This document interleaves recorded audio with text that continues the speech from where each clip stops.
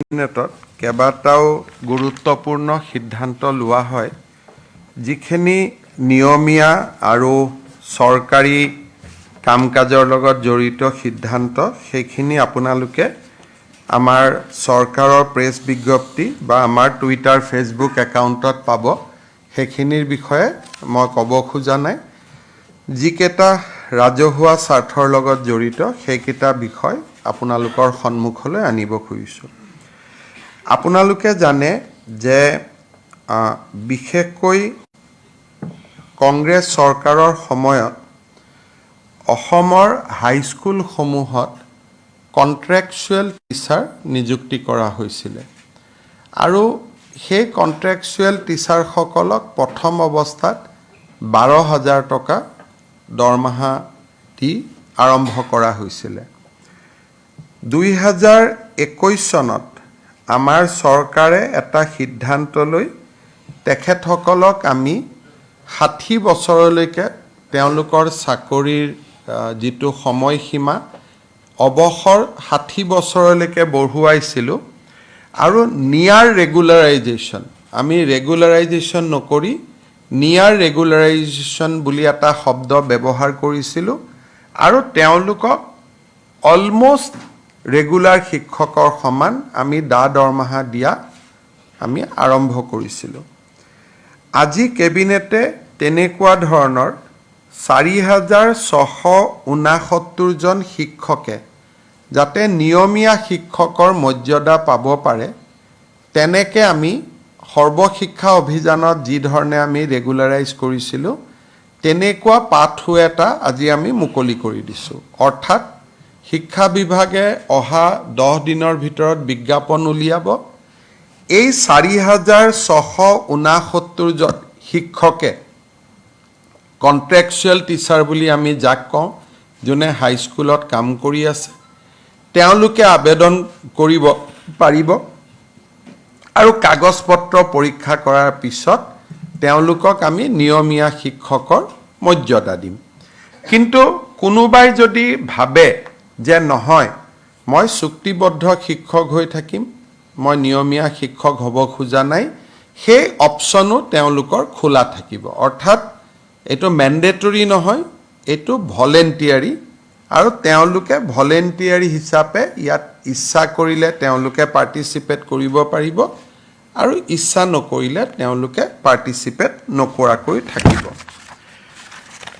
এই মাহৰ 19 তাৰিখে আমি চৰকাৰৰ দুটা ফ্লেগশ্বিপ স্কিম আৰম্ভ কৰিম অসমৰ 126টা সমষ্টিতে একোটা অনুষ্ঠান হ'ব আৰু গুৱাহাটীত ৰাজ্য চৰকাৰে সাংবাদিক মেলৰ জৰিয়তে এই আঁচনি দুখন মুকলি কৰিব প্ৰথম হ'ল 12,60,000 অৰুণোদয়ত নতুন হিতাধিকাৰী অৰ্থাৎ প্ৰতিটো সমষ্টিটোৰ আয়তন হিচাপত কৰবাত 500 বেছি কৰবাত 500 কম অলমোষ্ট 10,000 কৰি আমি নতুন হিতাধিকাৰীক সংলগ্ন কৰিম আৰু পুৰণি হিতাধিকাৰীসকলৰো তেওঁলোকে যি পাই আছে সুবিধা তাত এটা নতুনকৈ ৰিভিউ বা সমীক্ষা হ'ব এই গোটেই কাৰ্যসূচীটো আমি 19 ছেপ্টেম্বৰত আৰম্ভ কৰিম আৰু আমি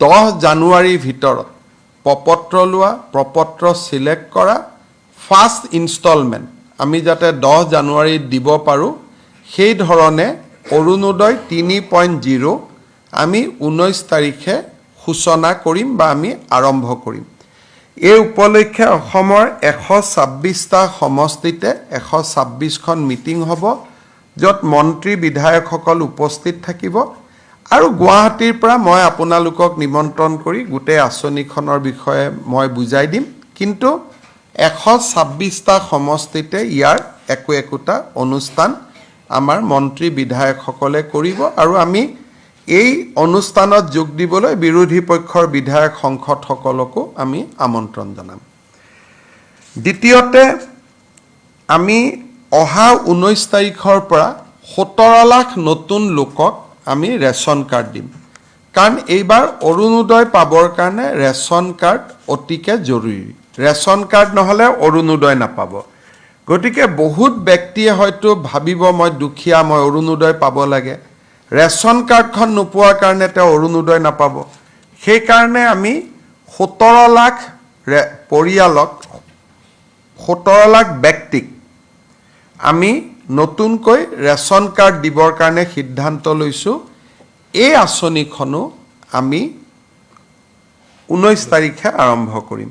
অৰ্থাৎ যি মিটিং হ'ব, অৰুণোদয় আৰু ৰেচন কাৰ্ডৰ কাৰণে যুটীয়া মিটিং হ'ব।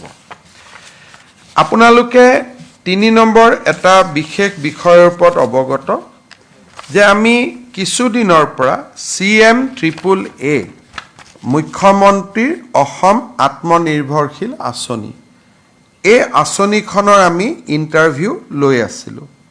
আজি কেবিনেটে এই আঁচনিখনৰ 25,238 গৰাকী হিতাধিকাৰীক অনুমোদন দিয়ে। এই 25,278 হিতাধিকাৰীয়ে চৰকাৰৰ পৰা 2 লাখ টকাকৈ পাব। 1 লাখ ঘূৰাই দিব নালাগে। 1 লাখ 5 বছৰত পিছত এটা ইকুৱেল ইনষ্টলমেণ্টত তেওঁলোকে ঘূৰাই দিব লাগিব। 5 বছৰ 2 লাখ টকা ঘূৰাই দিব নালাগে, 5 বছৰ পিছত 1 লাখ ঘূৰাই দিব নালাগে, আৰু বাকী 1 লাখ যি ঘূৰাই দিব থাকিব সেয়াও সৰু সৰু ইনষ্টলমেণ্টত পিছৰ 5 বছৰ অৰ্থাৎ 10 ইয়াৰ্ছৰ ভিতৰত 5 ইয়াৰ্ছ হলিডে, 5 ইয়াৰ্ছৰ পিছত তেওঁলোকে সৰু সৰু ইনষ্টলমেণ্টত পিছৰ 5টা বছৰত আমাক টকাটো ঘূৰাই দিব, 1 লাখ ঘূৰাই দিব, তাৰো সুদ দিব নালাগে। 1 লাখ ৰাজ সাহায্য, 1 লাখ ঋণ, আৰু ঋণো উভতাই দিব লাগিব উইদাউট সুদবিহীন ঋণ। এই আঁচনিখনত আমি আজি কেবিনেটে 25,238 বেনিফিচিয়াৰীক আমি অনুমোদন দিছোঁ। 3 নৱেম্বৰত এই আঁচনিখনৰ ধন আমি গুৱাহাটীত কেন্দ্ৰীয় অনুষ্ঠান এটাৰ জৰিয়তে আনুষ্ঠানিকভাৱে বিতৰণ কৰিম। 3 নৱেম্বৰলৈকে অহা সপ্তাহৰ পিছৰ পৰা এই হিতাধিকাৰীসকলক প্ৰত্যেকটো জিলা হেডকোৱাৰ্টাৰত 3 দিনকৈ এটা প্ৰাৰম্ভিক প্ৰশিক্ষণো দিয়া হ'ব। অৰ্থাৎ অক্টোবৰ মাহত প্ৰশিক্ষণ চলিব আৰু 3 নৱেম্বৰত এই হিতাধিকাৰীসকলে চৰকাৰৰ পৰা এই পুঁজি লাভ কৰিব। ইয়াৰ ফলত আমাৰ আৰু এটা কমিটমেণ্ট আমি পূৰা কৰিলোঁ আৰু 3 নৱেম্বৰত 25,000ক ধন মুকলি কৰি দিয়েই আমি গধূলি আৰু 75,000ৰ কাৰণে আবেদন সংগ্ৰহ কৰিম। অৰ্থাৎ টোটেল আমি 1 লাখ ল'ৰা ছোৱালীক আমি এই আঁচনিখনৰ সুবিধা দিব বিচাৰোঁ। আজি আমাৰ কেবিনেটে কোকৰাঝাৰত এটা ষ্টেডিয়াম নিৰ্মাণৰ বাবে 107 কোটি টকা অনুমোদন দিয়ে। গুৱাহাটীৰ ডাউনটাউন হস্পিটালৰ সন্মুখত নতুনকৈ এখন ফ্লাইঅভাৰ নিৰ্মাণৰ বাবে 111 কোটি টকাৰ অনুমোদন দিয়ে আৰু গুৱাহাটী চিৰিয়াখানাক নতুন ৰূপত সজাই পৰাই তুলিবৰ বাবে 362 কোটি টকা 2টা ইনষ্টলমেণ্টত অনুমোদন দিয়ে। অৰ্থাৎ প্ৰথম 50% কাম হ'ব, তাৰপিছত 50%। তাৰমানে প্ৰথম অৱস্থাত প্ৰায় 170 কোটি টকাৰ কাম হ'ব, তাৰপিছত 170 কোটি টকাৰ কাম হ'ব, কিন্তু টোটেল প্ৰজেক্টটো 362 crores। আৰু গোটেই চিৰিয়াখানাখন এটা চিৰিয়াখানা কাম টুৰিজিম এট্ৰেকশ্যনলৈকে কনভাৰ্ট হ'ব। আমি আপোনালোকক পিছত প্ৰেজেণ্টেশ্যনটো ভাল কৰি আমি দেখুৱাম।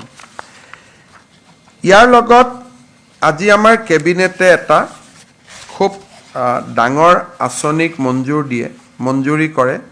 সেইটো হৈছে দছাল বুলি এটা কোম্পেনী আছে, যিটো কোম্পেনীয়ে ৰাফেল বিমানবিলাকক চোৱা চিতা কৰে, যিটো কোম্পেনীয়ে 3D প্ৰিণ্টিঙৰ পৰা আৰম্ভ কৰি সমূহ নিউ জেনেৰেশ্যন টেকন'লজিৰ ওপৰত কাম কৰে। তেওঁলোকে অসমত এটা aerospace and defence, automotive electronic vehicle ইণ্ডাষ্ট্ৰিজৰ এটা ট্ৰেইনিং হাব ইয়াত বনাব খোজে, যাৰ জৰিয়তে অসমৰ যুৱ শক্তিক aviation industry, defence industry, aerospace industry, automotive আৰু ইলেক্ট্ৰিকেল ভেহিকেল ইঞ্জিনিয়াৰিঙলৈকে আমি আকৰ্ষণ কৰিব পাৰিম। এই গোটেই প্ৰজেক্টটোৰ বাবে ডছালে আমাৰ অসমত 200 কোটি টকা বিনিয়োগ কৰিব আৰু ৰাজ্য চৰকাৰে 40 কোটি টকা বিনিয়োগ কৰিব। আগতে এনেকুৱা এটা প্ৰকল্প আমি টাটাৰ লগত কৰি আছিলোঁ, অসমৰ পলিটেকনিকবিলাকত এই আঁচনিটো চলি আছিলে। এতিয়া আমি ছেকেণ্ড হিচাপে চেণ্টাৰ অফ এক্সেলেঞ্চ এটা আমি গুৱাহাটী ইঞ্জিনিয়াৰিং কলেজত নিৰ্মাণ কৰিম। গুৱাহাটী ইঞ্জিনিয়াৰিং কলেজত হাব হ'ব আৰু অসমৰ 50খন কলেজক এই হাবৰ পৰা স্পোক মডেলত আমি ট্ৰেইনিং দিব পাৰিম। অৰ্থাৎ গোটেই আঁচনিখনত আসাম ইঞ্জিনিয়াৰিং কলেজ আৰু 50খন কলেজ এই আঁচনিটোৰ অধীনত আহিব। 240 কোটি টকা ব্যয় হ'ব। 40 কোটি টকা ৰাজ্য চৰকাৰে ব্যয় কৰিব, 200 কোটি টকা ডছালে ব্যয় কৰিব। আৰু এই ডছাল ছিষ্টেমে আপোনালোকে গুগল কৰিলে গম পাব, ৱৰ্ল্ডৰ এটা লিডিং টেকন'লজি অৰ্গেনাইজেশ্যন। তেওঁলোকক মই আগতেই কোৱাৰ দৰে গোটেই অট'মেটিভ, AI, ডিফেন্স, এৰোস্পেচ, ইয়াৰ গোটেই ডিজিটেল টেকন'লজিৰ ওপৰত তেওঁলোকে বহুত ডাঙৰ কাম কৰে। ৰবটিক্স, AI তাৰ ওপৰত বহুত ডাঙৰ কাম কৰে। তেওঁলোকে 200 কোটি টকা এতিয়া নিজে বিনিয়োগ কৰিব অসমত এনেকুৱা ধৰণৰ এটা ছেটআপ কৰাৰ কাৰণে।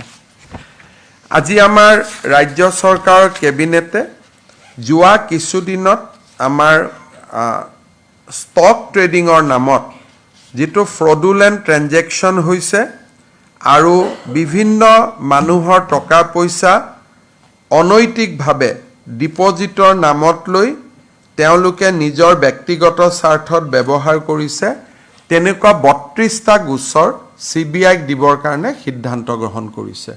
আৰু এই গোটেই 32টা গোচৰ CBIয়ে তদন্ত কৰিব। মোৰ যোৱা দিল্লী ভ্ৰমণৰ সময়ছোৱাত ভাৰতৰ গৃহমন্ত্ৰী ডাঙৰীয়াৰ লগত মই আলোচনা কৰিছিলোঁ আৰু তেখেতেও CBIক এই গোচৰ দিয়াত সন্মতি প্ৰকাশ কৰিছিলে।